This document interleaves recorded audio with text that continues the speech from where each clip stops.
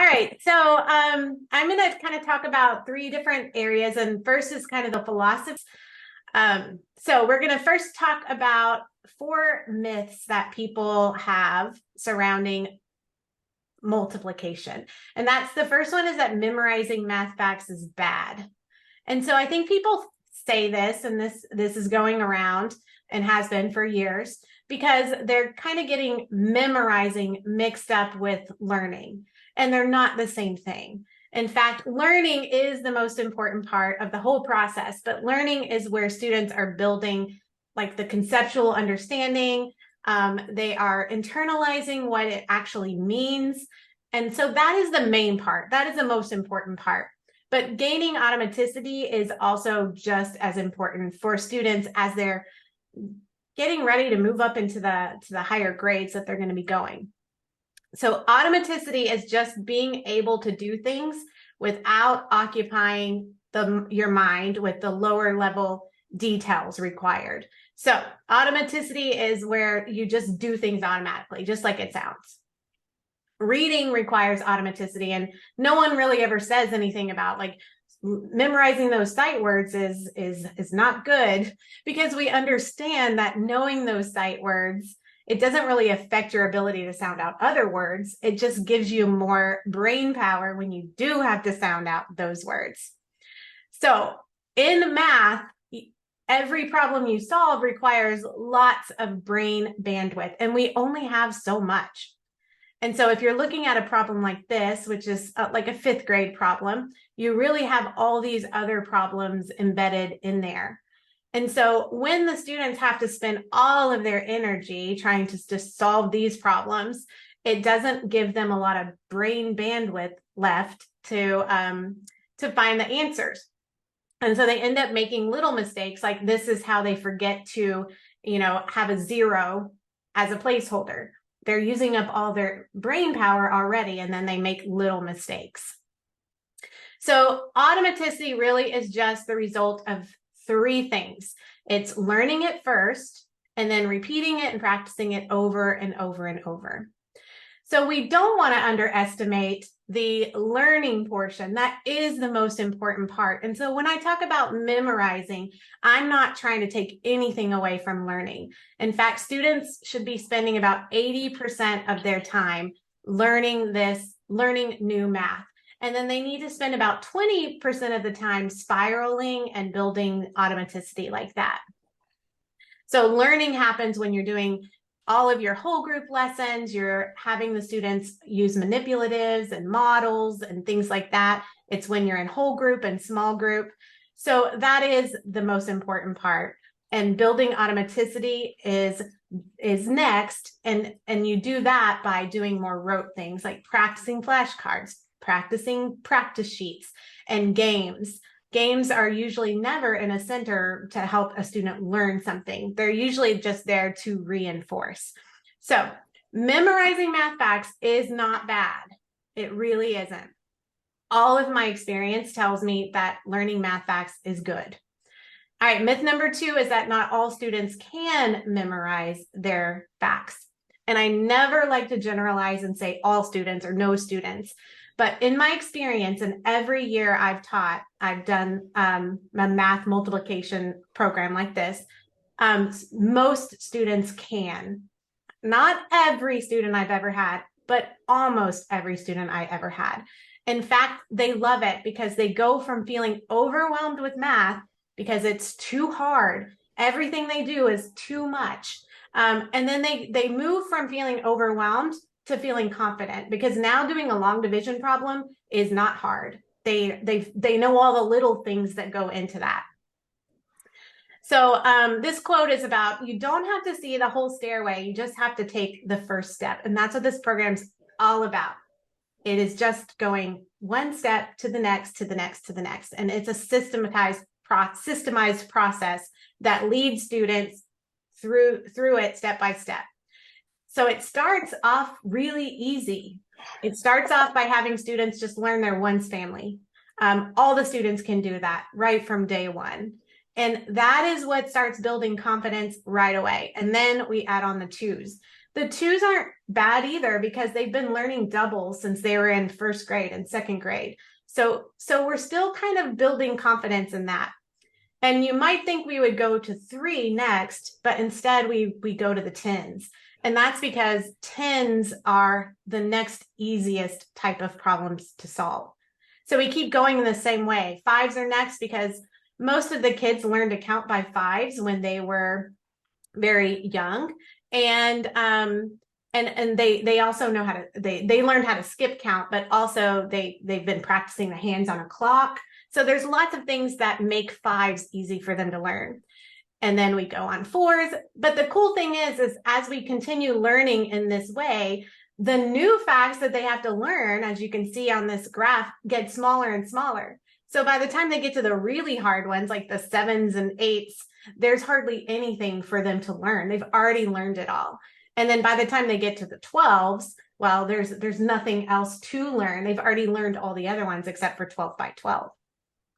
So in this approach, students, they start learning the easy ones first, and then they see that, man, I've just learned, 5 different families, but I'm more than halfway done learning them all. And so it kind of like gives them motivation to keep going. So in this program too, all students get to work at their own pace. So everybody is not learning the same thing at the same exact time. And that's good because it really is individualization and differentiation like we're talking about. Okay, so myth number 3 is that there's not enough time to teach math facts. And of course, I know exactly how that is because there's never enough time, it feels like, to do anything. But the sad truth is that our standards really expect this to be done in 3rd grade. And if it's not, you seriously don't have time in 4th grade or 5th grade. And we get kids that don't have it. My last year, I was a math specialist for the school, and there were kids, the oldest kids there still didn't know their math facts, some of them. And so it becomes not about, is there enough time to teach it, but it becomes like, we've got to teach it, or else it's never, the kids are not going to master it because every year there's less and less time to do it. So you really can do this, and you can do it in less than 10 minutes a day. And as long as you have really strong routines and procedures that the kids know, then you'll be able to just like get it done without putting really much energy or effort into the process of it. So one of my favorite authors for teachers is Harry Wong. And he said, the number one problem in the classroom is not discipline, it's the lack of procedures and routines. And if you have procedures and routines in place, this will all just happen every day without a lot of effort. So I actually have a make a plan checklist that will just kind of help you walk you through making decisions about what you need to think about, like what will students do at this time, and how will you collect sheets, and how will you do this, and I'll put a link to this in the chat at the end, and you can download this and help you think through some procedures that you might need. Okay, and the last myth is that timed tests are too stressful. Well, the way this is set up, it is set up in a way that it is not too stressful. In fact, we turn it all around and we try to make it all about being a challenge. People love challenges as long as the challenges are doable. If someone told me today I had to go run a 10K and that was my challenge, no, that wouldn't be fun for me because it is not something that is doable, and I am not prepared physically to go run anything. Now, if they said, hey, why don't you challenge yourself to walk a mile today? I think I could do that.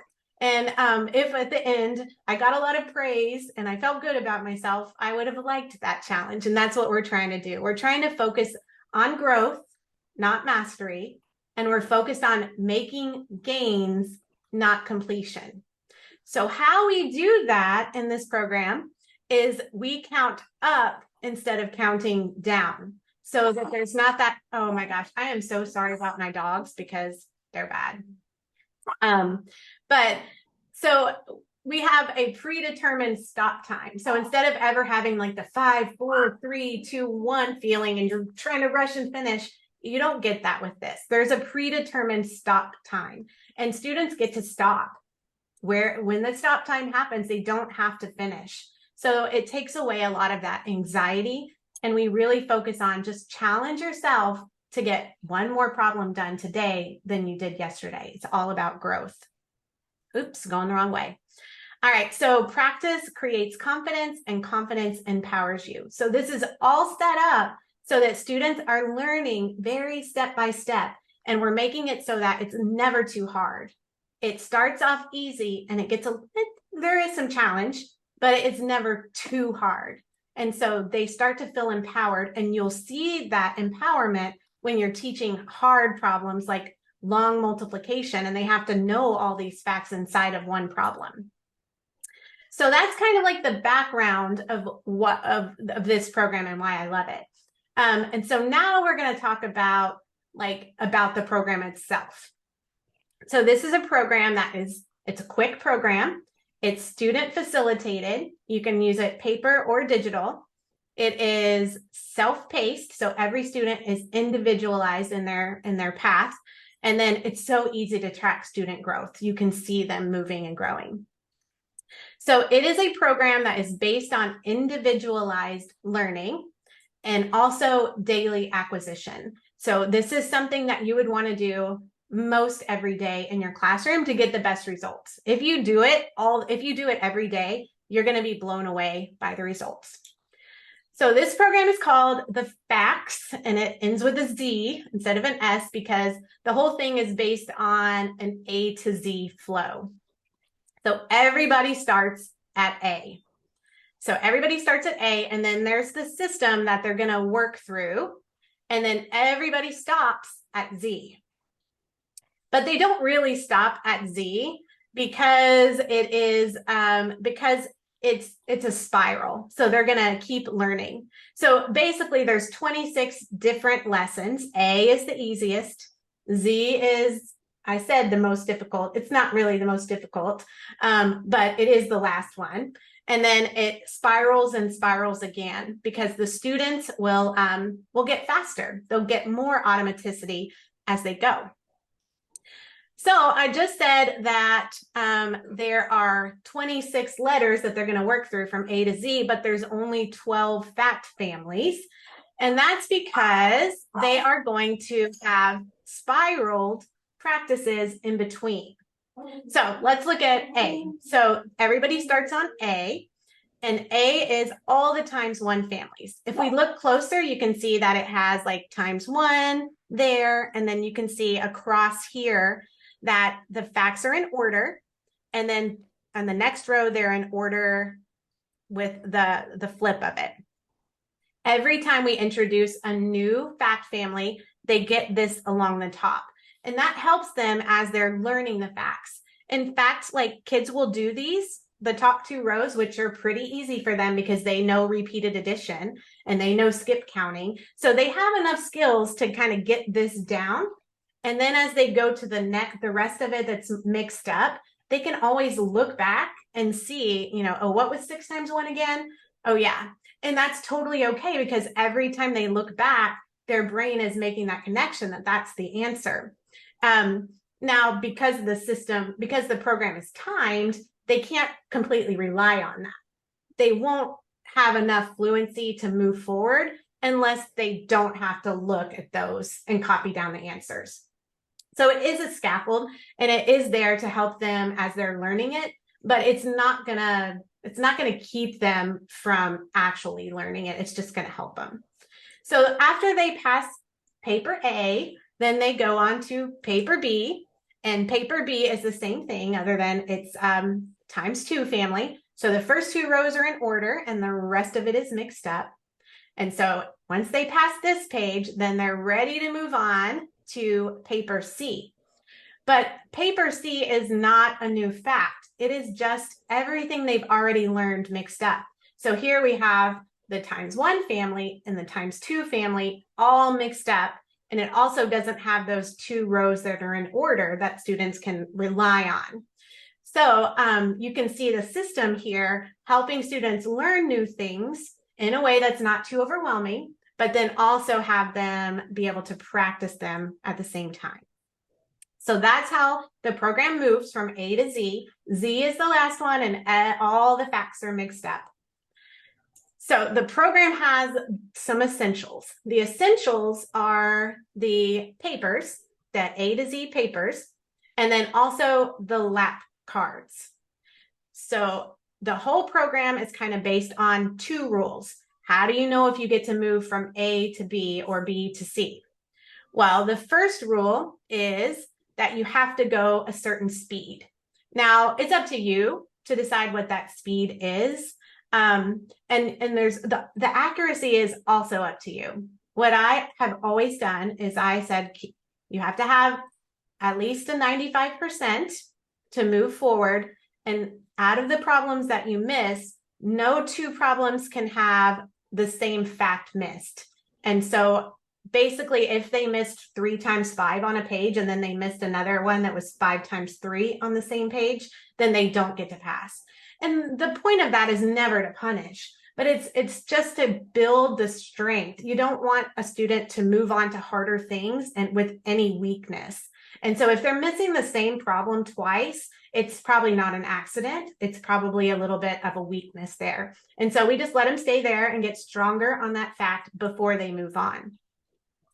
So the lap cards are kind of leveled. So it starts with lap 1. Everybody starts on lap 1, and you get to decide how long your students have to finish that. I was a 4th grade teacher most of the years I did this. So I always started with 5 minutes. So 5 minutes for lap 1. Everybody gets 5 minutes. After 5 minutes, we stop, we turn it in, and tomorrow we hope to do better. When the kids have made it all the way through A to Z, then they get to move on to lap 2, and then they have to do it faster. So by lap 2, they think it's so easy. And especially since you're on lap 2, but you're starting back with the ×1 paper. And so then that's where the love really starts showing. The kids are just feeling so good. The other thing I love about laps is that you'll always have those kids in your class that are so good at learning their facts. And every single day they pass a paper without fail. And then you have other students that struggle more. But because of the lap system, you have these kids that are, really fast coming back around, and now they're on paper B again. And a lot of the kids, they don't get so consumed with, how much better someone is than them. The comparison game really closes out. So kind of those are the two main things. You have the paper, you have the speed, and you have the accuracy. And you have the system of learning a little and stair-stepping it up. So what does a day look like if you're implementing this program or any program like it that's systemized and individualized? So a student is going to get to class and they're going to know exactly where to find yesterday's page and their lap card. So maybe it's in their desk, maybe it's in a folder somewhere, but they're going to find it. They're going to check their progress and they're going to see how they did. Did they move on, or are they going to stay and practice the same one again? Now, if yesterday they didn't even finish it in the 5 minutes, they know they have to do it again. So, but sometimes they might think they're moving on because they finished really fast, but they missed a bunch. So the students are going to get to see their progress from the feedback. So once they have that feedback, they are going to either correct problems they missed, whatever you want them to do. They can recycle their page. They can file it away to send home in the Tuesday folder or whatever. But after they get rid of yesterday's work, it's time to go get today's work. So they'll go get today's work. They know which page they're on and they know where to get it because you have set up these routines and procedures for all of that. So they get today's work and they put their page and their lap card in a folder or in their desk, or they put it somewhere with their name on it, ready to go, so that when it's actually time to start the clock, they get it out real fast and no one's like, oh, wait, I got to get my paper. Oh, wait, all that stuff that happens. So they're ready to go. When it's actually the time of day, when it's time to practice your multiplication, the students are going to get them out of their desk. I have them put them on their desk upside down. And then when it's time to go, I just say ready, set, go, and I start a clock. And I start a clock that counts upwards from 0. So if you want a quieter experience, now my classroom was not super quiet during this time, you can show a count up clock on your projector, and then the students can always look up and see what it is. So when students finish, they're going to write their time down. So if you have it projected, they just look at the whiteboard and see what their time is and write it down. I never did that. I just trained them. Basically, they just said time, and then when they were done, they said time, and I would whisper the time and they would write it down. The first few days of school, it was a little distracting to people who were doing their math to hear someone say time. Sometimes it was like time, like, because a whole bunch of people finished at the same time. But after a few days, it's no big deal. It's just the norm. But yeah, projector would work great too. So then students turn in their papers. This is where you could also have another routine. So for example, I would have all the kids at the same table group, put all their papers together, and then I would pick them up in a table group like that. That way, whenever I was ready to pass them back, it was easy because they were all at the same table group. So, then you will check their work, and we'll talk a little bit more about what that might look like in a minute. But you'll check their work, give them some feedback, and the last thing you need to do is pass it back to them so that tomorrow the whole process starts over again. So it sounds hard, and it sounds maybe like, oh, that's a lot. But if you set up your classroom, you'll be successful in this. It's no big deal. You just need a morning routine. And part of our morning routine, when the kids were coming to class and they were unpacking their backpack and they were doing all the morning routine stuff, they would just look at their page. It happened to be on their desk, which was easy for me to pass back because that's how I picked them up in table groups. They would see it on their desk, and then they would have it as part of their morning routine. So down to putting it into the folder. If you have a paper organization, the students will know exactly what to do. So I usually, last couple of years I did it, I just had a plastic crate and I had those hangy files. And I just put the papers inside of the hangy files. They had little tabs like this that said, just like this kind of, but they were hangy files instead of tab folders. But they know exactly where to get it. You don't have to have anything fancy. You could even just have stacks. You have to have a system for turning in papers. I would always make sure they put their lap card on the bottom and their paper on the top, so that whenever I was checking over them, I would check it and then move the paper and write on the lap cards to make it really fast. And now about grading the papers, because this part probably is the part that feels the most overwhelming for people, for teachers that are busy. I always had about 45 or 50 kids in my class, and I graded these every day, and I didn't grade them.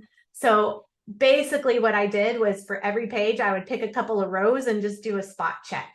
If a child missed one, I would think, well, did they miss that one a lot? And then I would just kind of like glance and see if I could find another one they missed like that.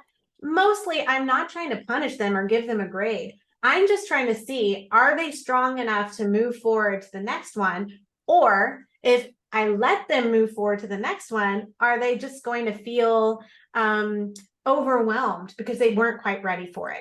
I'm just trying to assess if they're ready for it or not. It's not that big of a deal. It's not a grade. It's not going to go in a report card or anything like that. So I graded the papers every day myself. And I mean, I got it done lickety split. I am so fast at multiplication by now after all these years.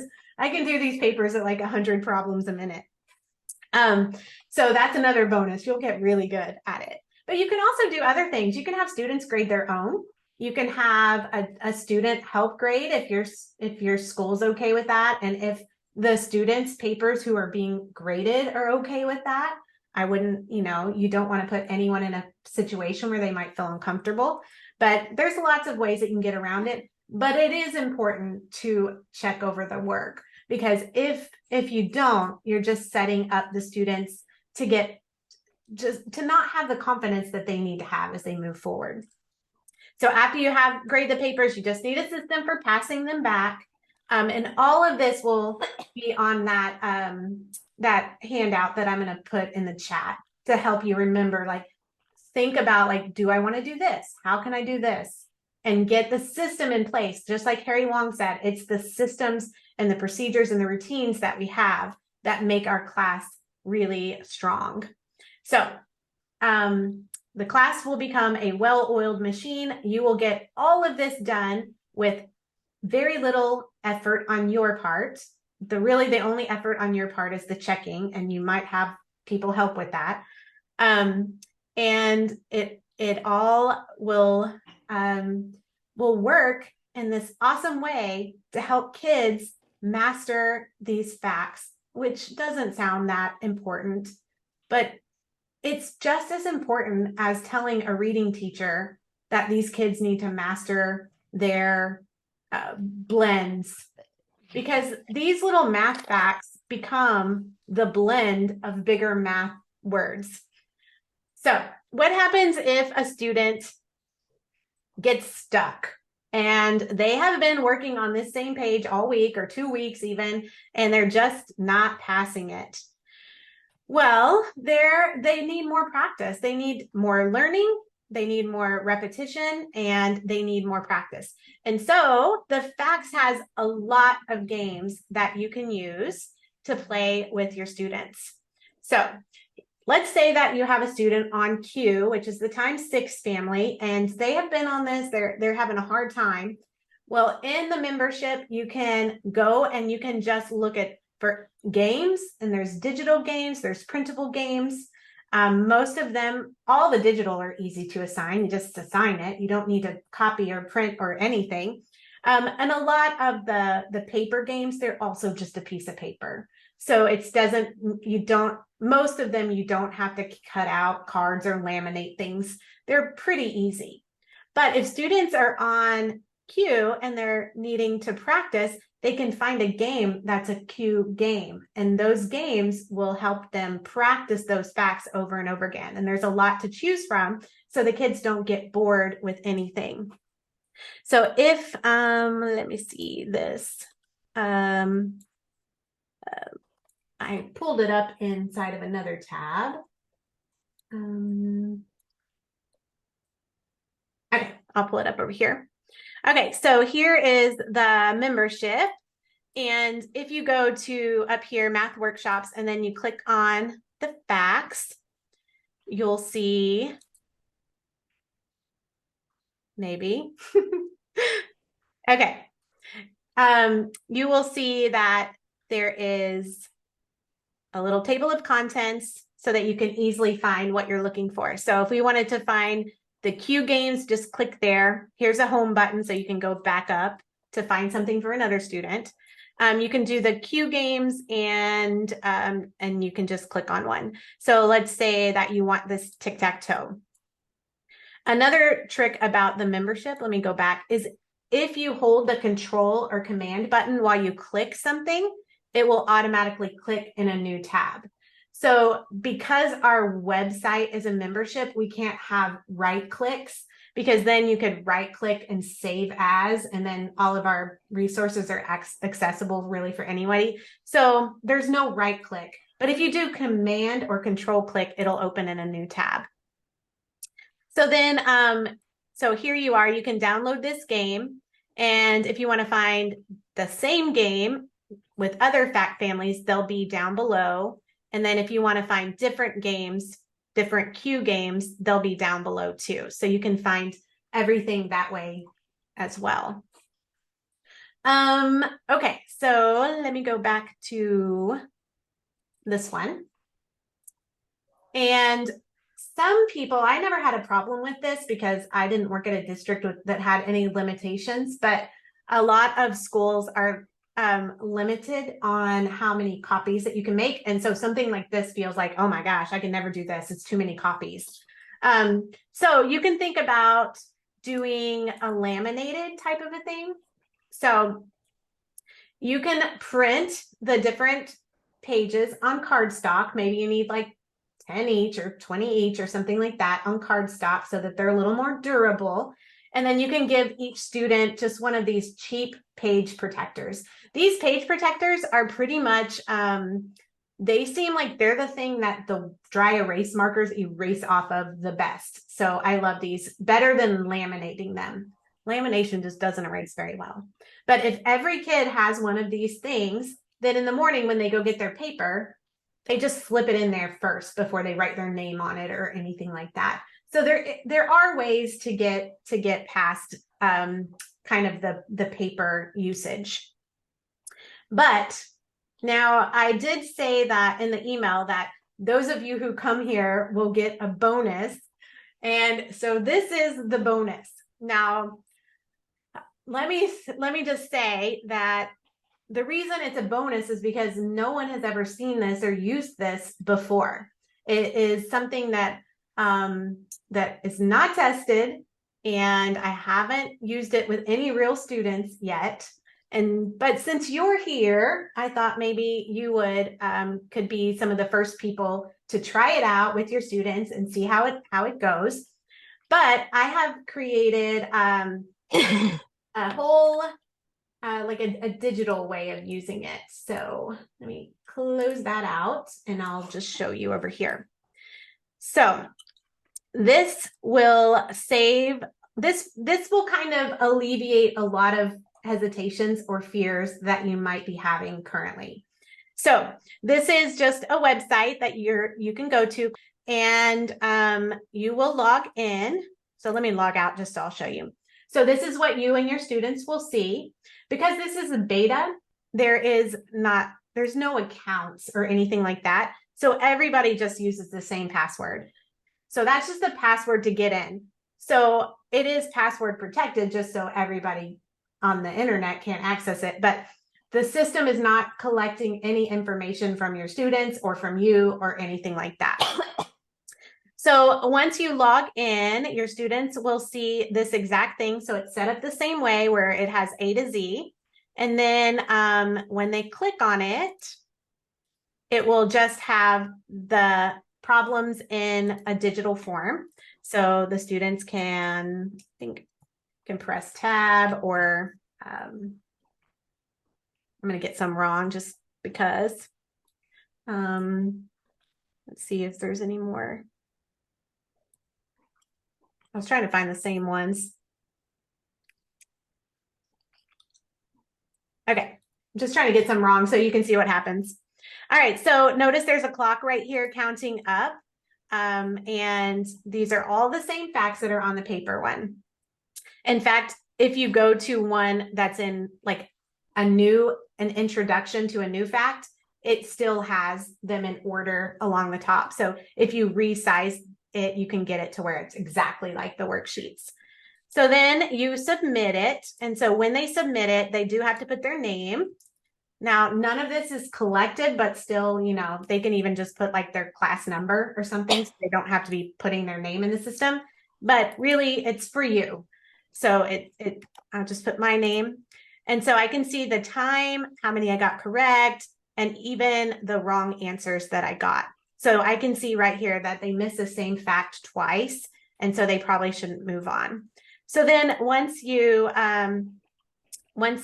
send it, you can just type in your teacher's email. So your student would send it to you. They send the results. If they don't want to send it to you, they can also print it and bring it in. So maybe it's something that they have to do for homework.